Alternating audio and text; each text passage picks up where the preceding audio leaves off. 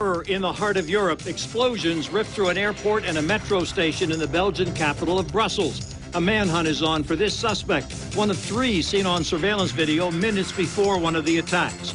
President Obama expressed his condolences to the Belgian people. We will do whatever is necessary to support our friend and ally Belgium in bringing to justice those who are responsible. And this is yet another reminder that the world must unite. The president says the nations of the world must fight terrorism together regardless of race or faith. ISIS has claimed responsibility, and senior U.S. officials say it's no coincidence they would want to strike in Brussels, home to NATO and the European Union. 2 explosions ripped through the Brussels airport, and there was a third blast about an hour later at a subway station. Some of the images and videos coming into our newsroom are chilling. Look at these flames near the Delta Airlines check-in counter just moments after the airport blasts. Smoke soon filled the terminal. Glass was blown out, ceilings collapsed, blood splattered, just total carnage and panic. Here's what we know right now. At least 30 people are dead and more than 230 injured. Police have conducted raids in Brussels looking for one suspect and found a nail-filled bomb, chemical products, and an Islamic State flag during their search of a house. Airports across Europe and America have stepped up security. We talked to officials here at Jacksonville Airport, and they also have more security in place. We're told 9 Americans are among the injured, including 3 Mormon missionaries, a U.S. serviceman, and 5 members of his family. News 4 Jax has several reporters following the terror in Brussels. We begin with Lindsay Gardner, who is breaking down that photo of the suspects with our crime and safety analyst. Lindsay? Tom and Mary, this is the image that Belgian authorities released showing 3 men pushing carts in that airport prior to reaching security checkpoints. I want to bring in our crime and safety analyst, Gil Smith, and immediately, Gil, what jumped out to both of us and the rest of the world as well, these 2 men seemingly dressed identical right down to wearing a single solo left-hand glove. What exactly does that tell you? Well, first of all, it's unusual for men to travel together that are dressed alike, unless they're some part of some type of sports team or something like that. But they're not. And they also have a glove on the left hand. Each one has one glove on the left hand, so just one glove stands out, but each one on the left hand, which tells you that 2 different pairs of gloves were used. Now, that would stand out in many airports that this looks very suspicious. Also, the bulky sweaters that they're wearing also, that could be used to hide the detonation devices. Or suicide vests or something. Suicide, exactly. And speaking of the detonation devices, counterterrorism experts are saying these gloves specifically served a purpose, possibly. Exactly, because there may be a device inside the glove that reacts on pressure. So they're gripping the carts that they're on. Once the glove is released, that could be used to detonate the bomb. A kill switch type. Exactly. Okay. And then also we know that police are having launched a nationwide manhunt for this 3rd suspect, this man right here. Now, how do we know, based on the image, that he's possibly tied in with the suicide bombers based on how he looks? Well, traditionally with suicide bombers, they usually have an escort, usually with female suicide bombers. So they are sometimes looking for them to travel in groups of 3, but also having someone who is there with them. Also, if you look very closely at him, you'll see that his nose is a lot brighter than the rest of his face, which tells me that he's wearing some type of disguise with glasses and a nose on there to conceal himself, sort of like the old Groucho Marx type of disguise. He knows that he may be on surveillance camera, so he's trying to disguise himself as much as possible without being obvious. Now, he's going to take them to the detonation spot, because he's part of the upper-level organization of this whole thing. These guys, they're at the lowest level. They're the suicide bombers. They don't know everything that's going on. So he's going to take them there to the site where they need to detonate the bomb, and then he's going to leave. He's also there to make sure that they carry out the operation, because sometimes suicide bombers at the last minute will decide, well, I don't think I want to do this, or try to back out. Sometimes they're even handcuffed to the car that they're traveling in.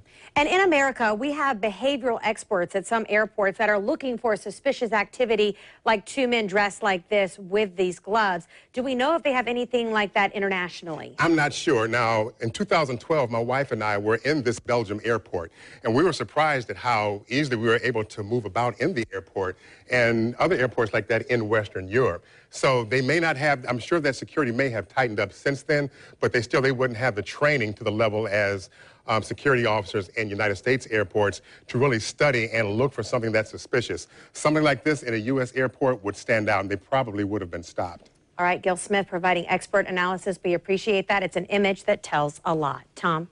Thank you, Lindsay and Gil. There are a number of people living here in North Florida who are from Brussels. They woke up this morning, like most of us, to learn the news of the terrorist attack. Channel 4's Jim Piggott is joining us live from St. Augustine, where he spoke with a mother and her son. Jim? You know, Tom, there were also other people that I talked with as well. One student here in the St. Augustine area, but up in Jacksonville, the mother and son who had moved here. But when they heard the news today, they're worried about loved ones. Nick Fayhertz and his mother, Connie Edenfield, were awakened early this morning by phone calls and text messages from loved ones in Brussels. Nick moved to Jacksonville 11 years ago with his mother when he was just 16 and says the bombings happened so close to where he grew up. I checked all my emails and talked to my grandma, and she's doing fine because she lives very close to the airport, and she's fine. And so are his friends. His mother, Connie, has been all over Facebook and received this one message from her friend saying that she was very lucky to be alive. My best friend, she takes that metro, and she was half an hour late this morning, so that saved her life. She also has other relatives, 2 nephews who work in the area. And the other one, he works near, but he's okay. All the family is okay. But I'm still waiting for some friends, to hear from some friends. Connie says she goes back to Brussels occasionally and is planning a trip in April. She's nervous about that. As for Nick, he's taking a wait-and-see approach before he returns. Not anytime soon, but I'd like to go back in maybe a couple months, couple years. You know, in talking to this mother and son, they told me they weren't surprised by this attack, and that sort of surprised me. But they said that's because this is such an international city. What's happening there, you know, there are all types of people around, and they said that they're just not surprised that something like this would happen. Now, coming up on at 6 o'clock, we're going to hear from more people and their stories and their reaction. We're live in St. Augustine. Jim Piggott, Channel 4, the local station. Well, the Brussels airport will remain closed through tomorrow. Even though the Department of Homeland Security says there is no specific credible threat to America, there will be more police officers at subway stations in large American cities, including D.C., Los Angeles, and New York, and increased security at airports.